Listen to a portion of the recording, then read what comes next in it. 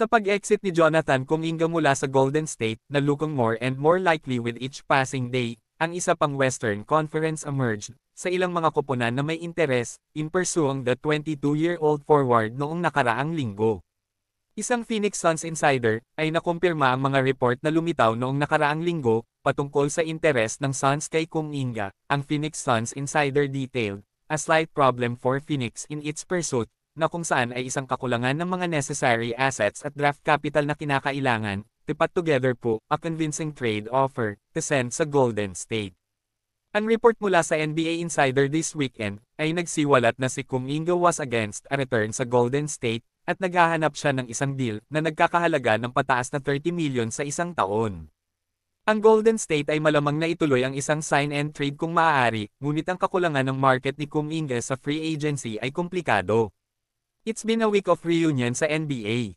Days after mag-sign si Damian Lillard ng isang deal upang bumalik sa Portland Trail Blazers at sumunod naman si Paul, nag-agreed siya sa isang taon, $3.6 million deal upang bumalik sa Los Angeles Clippers para sa kung ano ang malamang na maging kanyang huling season sa NBA.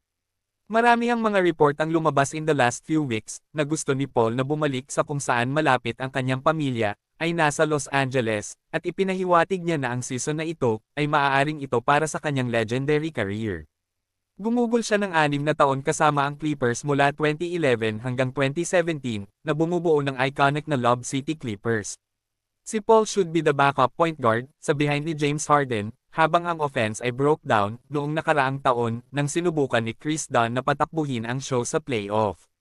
Si Paul ay isa pa rin sa mga pinakamatalinong player sa NBA, at isang tunay na floor general na may capable of getting guys organized when things break down. Sa pagdaragdag ni Paul, naku po, ang Clippers ay isa sa 5 na best teams sa Western Conference, behind ng Oklahoma City Thunder, Denver Nuggets, Los Angeles Lakers at Houston Rockets. Whether or not they can push para sa isang ring sa huling taon ni Paul, I will come down to the health of Kawhi Leonard more than anything.